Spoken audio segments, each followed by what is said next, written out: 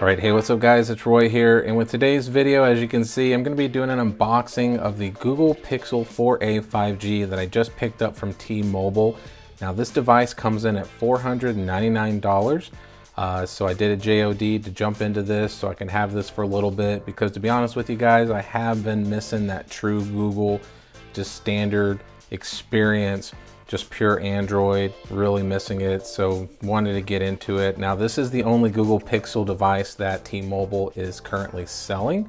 If they had the 5, I would have gotten the 5. So let's go ahead and dive into the actual unboxing. I have not opened it. I ran straight from T-Mobile to do this video real quick so then I could pop my SIM card in it and play with it. So as the box goes, you have the basic, just standard white, clean looking box from Google. Got the Google logo there, Pixel 4a 5G, half picture of the device, as you can see there, T-Mobile sticker for the restocking, Google on this side, 5G on this side, and just a clean white back with Team Pixel on the back here. So let's go ahead and get it out. So like I said, I literally didn't even open it at the store. I wanted to do my first impressions and everything with y'all live as I'm doing the video. So I'm gonna go and put that to the side here. There's the actual device. So let's go ahead and get that out and put it to the side. So I'll play with that in just a second. Right off the bat, I can really tell I'm gonna really like that matte finish. So let's go ahead and get this out here.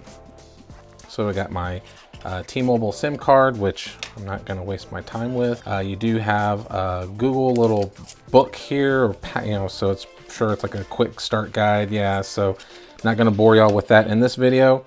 And something that's not kind of the norm anymore is you do get a power brick with it and a charging cable. So it is an 18-watt fast charging power brick that's standard for all Google Pixel devices. And then of course you do get your USB-C to C charging cable. And then of course it looks like you do get your, if I can get it out, you also get the type A to USB-C data transfer thing there if you wanted to kind of use that, which as many of these I've gotten over the years, I've never used it. So, but either way, that's what you get as well. So now let's go ahead and look at the main attraction here. So there it is. There is the matte black 4a 5G from Google. Absolutely love the look of this so far. Now let's go ahead and do that peeling off. Voila. And there is the device. So the device in hand right off the bat feels very good. It is 6.2 inches. So it is on the larger side. I would almost jokingly call it a 4a XL, but it's not. It's a 4a 5G. So obviously it's got 5G. It has the Snapdragon 765G chip in it. So instead of what the regular 4A has, you will see a significant performance boost with this, but you are getting 5G capability with this device here. As you can see here, you do have that fingerprint sensor on the back. So you got that fingerprint scanner there instead of the face unlock like the Pixel 4 does. So I'm a fan. I do welcome the fingerprint scanner back. I do wish they did a combination of the fingerprint scanner and some sort of face unlock, but that's just wishful thinking on my part. You do have the G there, so the signature Google G. And then here you do have your camera bump that mimics exactly the same look as the Google Pixel 4's camera bump. And you are getting a just a regular wide angle lens and an ultra wide angle lens with this particular camera setup. So no telephoto lens, but most people don't use a telephoto lens, and especially with the software that the Google Pixels have with being able to zoom in and really use the software to make it look good. I don't know if it's necessary to have a actual telephoto lens. Obviously I would have loved it, but it is what it is. Then you got your flash and all that up here. The other thing is you do get a 3.5mm headphone jack there, which is awesome. So definitely a nice bonus there. And then of course you got the mic cut out there. On the side, you do have your pop of color with a white power button. And then of course the volume up and down buttons are on the same side as traditional for a Google Pixel. Nothing on this side except your SIM card ejector portion there. So that's where your SIM card tray is going to be. And then at the bottom, you do have two downfire stereo speakers and also your USB-C port. And then, like I said, you do have this nice flat front display here. Let's go ahead and power the device on real quick. Like I said, first time turning it on, so we'll see how fast that takes to boot. And then as you can see here, you got a nice bezel here. So they're not seamless, they're not super thin, but they are nice and symmetrical. So you're not getting that chunkier forehead or chin like the Pixel 4. And you do have that single hole camera punch out there for your selfie camera. And as you can see there too, you do have the speaker grill there as well. So you do have stereo speakers, to be determined on how loud and good they sound, but there is the actual device. So let me go ahead and get this bad boy set up real quick, and then I'll just kind of show off the screen a little bit and we'll end the video. So let me go ahead and do that right now. All right guys, so got it all set up here. So let's go ahead and do a rundown on some of the specs as we got the phone turned on. So as you can see, you have a very nice OLED display on the Google Pixel 4a 5G. It is 6.2 inches, so it is a bigger screen than some of the other Pixels that I've had in the past. I welcome this size. I think 6.2 inches is actually the perfect size.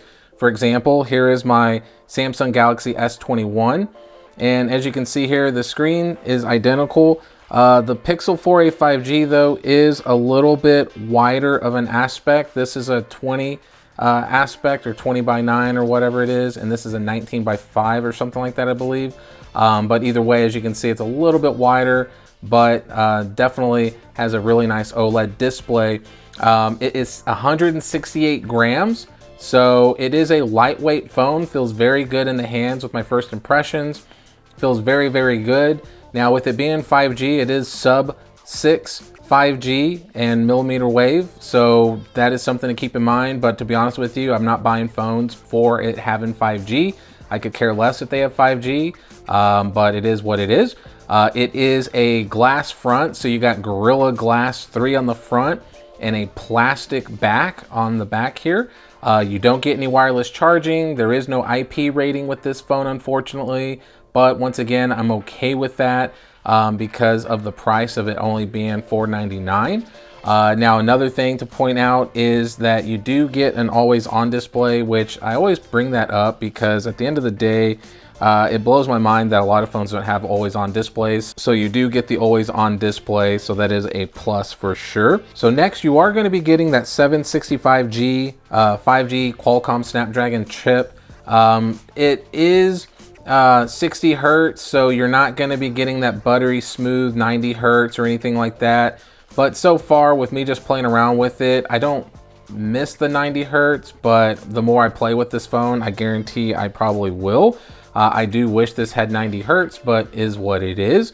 But you are going to get a little bit of performance boost if you do have a Google Pixel 4a, since this chipset is a little bit better.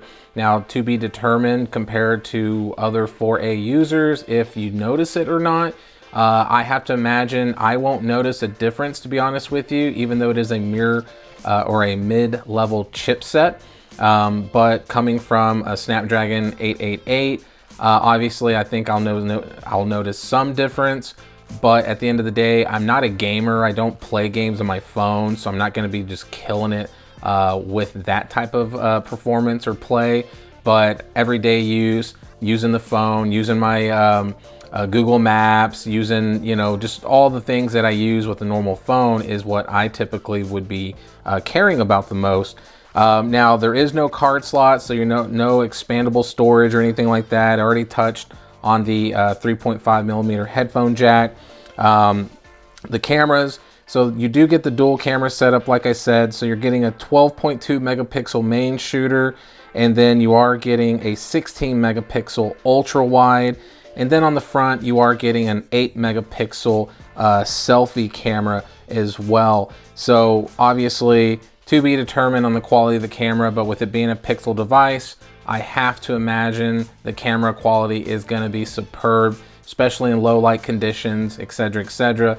And having that added benefit of the ultra wide, that's a huge win because I have not owned a Pixel device yet that has had the ultra wide angle lens.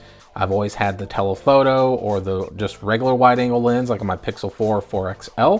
So it is going to be a nice addition to play with the ultra wide angle lens to see how Google does theirs, and I have to imagine it's going to perform very well. Also, to talk about the camera, the video capabilities, you are able to shoot 4K at 30 and 60 frames per second and 1080 at 30, 60, 120, and 240.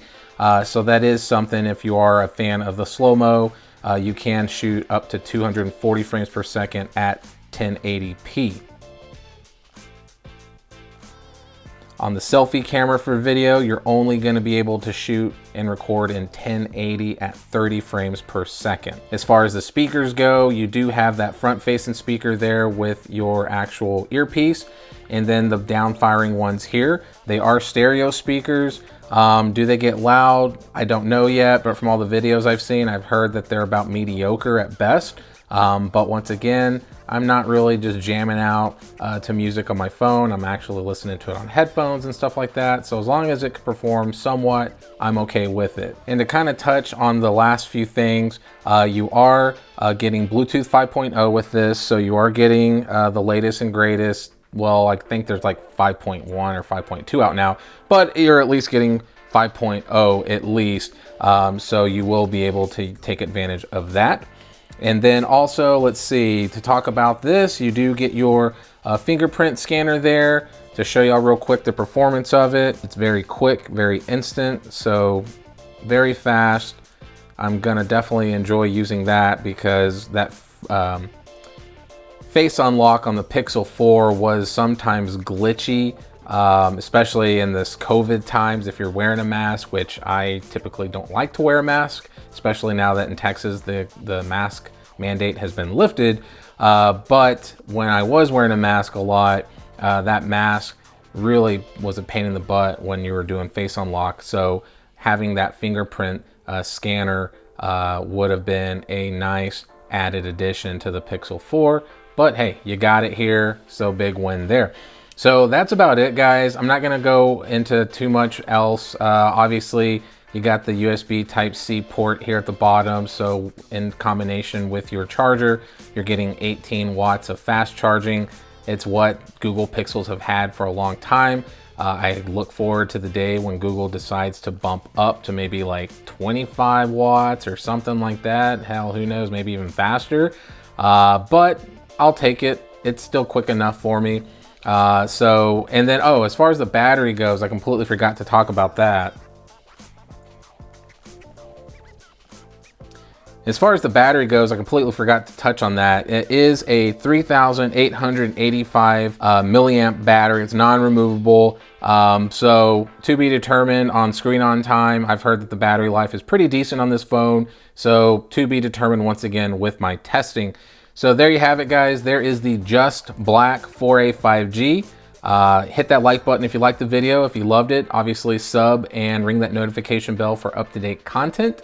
But until next time, guys, be safe, and we'll see you on the next video.